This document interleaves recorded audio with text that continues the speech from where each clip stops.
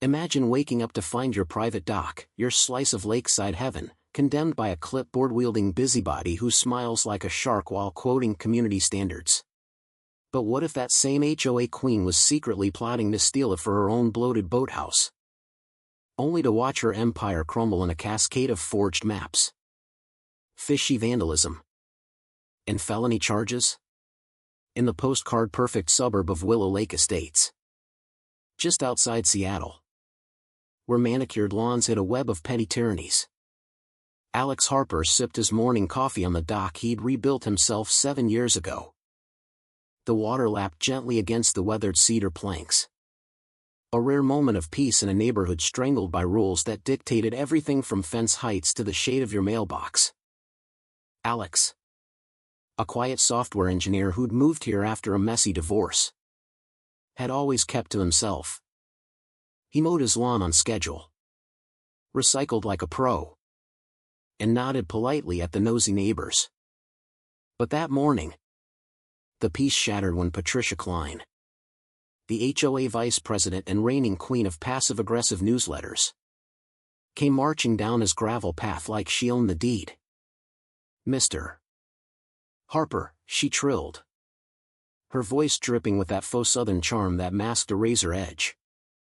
"I'm afraid we've got a little issue here." She adjusted her oversized tortoiseshell glasses and thrust a laminated notice under his nose. Patricia was in her mid-50s, with perfectly coiffed blonde hair that screamed "I volunteer for every committee," and a wardrobe of floral blouses that clashed violently with her perpetual scowl. "Your dock is encroaching on the communal shoreline easement, per Section 14C of the Covenants. It's gotta go. We can't have one resident hogging the view. Now can we?" Alex set his mug down slowly, his face a mask of calm while his mind raced. He'd seen the whispers on the neighborhood Facebook group, rumors that he was antisocial or hiding something because he worked from home and rarely attended the mandatory potlucks. But this? "Patricia, this dock's been here since I bought the place. It's on my property line. Taxes paid. Permits filed. What's really going on?" She smiled that tight-lipped grin, the one that said she'd already won. "Oh, honey." The boards revisited the surveys. Times change. Boundaries shift. You'll get the fine notice soon, $800 to start. Compliance is key to our harmonious community. As she sashayed away, her little Yorkie yapping at her heels like a tiny enforcer, Alex noticed the new construction cranes looming on her adjacent lot. Her modest boathouse expansion, approved suspiciously fast by the board she dominated. He didn't panic. Instead, he pulled out his phone and snapped photos of everything: the notice, the dock, her retreating figure. Alex had learned patience the hard way, after his ex spread lies about him in their old town. He'd rebuilt his life by observing, documenting, and striking smart. That night, he pored over his deed in the dim light of his home office, the hum of his computer the only sound. The plat map was clear, his dock was squarely on private land. But a quick online search revealed Patricia's history: former real estate agent, now HOA overlord, with a knack for interpreting rules to favor her cronies. Whispers of favoritism floated in old forum posts, one neighbor fined for a bird feeder while her allies built gazebos unchecked. The next week, the violations escalated like clockwork. A survey crew showed up at dawn, staking orange flags along his shoreline with the precision of invading ants. "HOA orders," the lead guy muttered, avoiding eye contact. Redefining the easement. Alex stepped out in his robe, coffee in hand. "Gentlemen, this is private property. Care to show me the authorization?" They shuffled awkwardly, packing up when he started filming. But not before he overheard one whisper about Mrs. Klein's big project next door. Her boathouse was ballooning, its frame jutting awkwardly close to his boundary, like it needed his dock gone to fit a second slip. Alex's jaw tightened. This wasn't about aesthetics, it was a land grab wrapped in bureaucratic bows.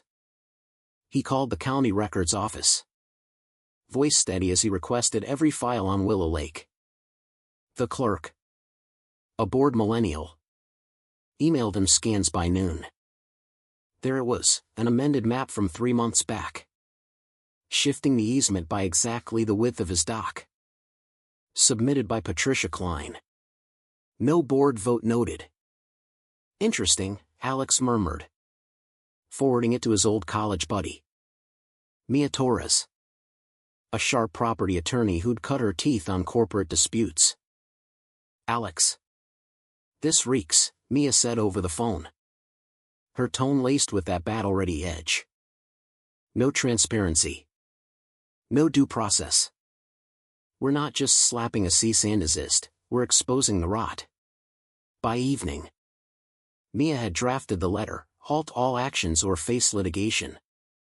Alex mailed it certified. Then installed discreet trail cams around his property, hidden in birdhouses and tree branches, their lenses glinting like watchful eyes. The neighborhood buzz picked up. Anonymous posts on the group page called him troublemaker and dock hoarder, clearly Patricia's handiwork. She even hosted an emergency town hall at the community center, where she stood at the podium in a power suit, projecting slides of ideal shorelines. Folks, we must protect our shared beauty from individual overreach, she preached, her voice quivering with manufactured passion. Mr.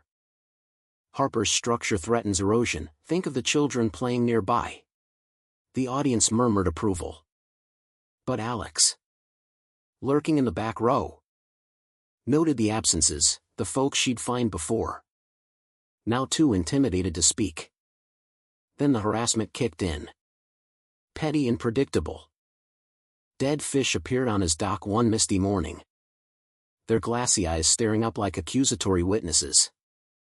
His mailbox overflowed with shredded HOA pamphlets, circled in red ink with notes like "comply or else." A brick sailed through his garage window at midnight, shattering glass in his last shred of patience. Classic, Alex thought, sweeping up shards while his cams whirred silently. The sheriff took a report, eyebrow raised. Sounds like HOA drama. We'll patrol. But Alex knew better. This was Patricia's playbook. Straight out of the Karen handbook, intimidate until they fold. The footage came through 2 nights later, a shadowy figure in a hoodie dumping oil on his boat tarp, then slinking back to a car parked down the block. License plate, registered to Patricia's son-in-law. A gym bro with a history of bar fights. Gotcha, Alex whispered, emailing Mia. She filed for a restraining order the next day, attaching the video and demanding HOA financials. The board's response? A stack of redacted minutes. Dates fudged. Signatures missing. They're covering tracks, Mia said, grinning like a fox. Time to audit. The county inspector arrived unannounced, clipboard in tow, to check Patricia's boathouse. Alex watched from his window as she emerged in yoga pants, arms flailing. This is harassment. I'm upholding standards. The inspector, unmoved, slapped a stop work order on her gate. No permits. Ma'am. Tear it down or face fines. Patricia's face turned beet red, her harmonious facade cracking as she sputtered excuses. Neighbors whispered, one even slipped Alex a note, she's been promising lake access to her pals for votes. Check the emails. Discovery hit like a storm. Subpoenaed messages revealed Patricia's web, bribes disguised as consulting fees to board members, funneled through a shell company in her daughter's name. Over $25,000 siphoned from dues for her boathouse upgrades. She'd even doctored erosion reports to justify the easement shift, claiming natural changes while ignoring satellite photos. At the preliminary hearing, Patricia sat primly, pearls clutching her neck like a noose.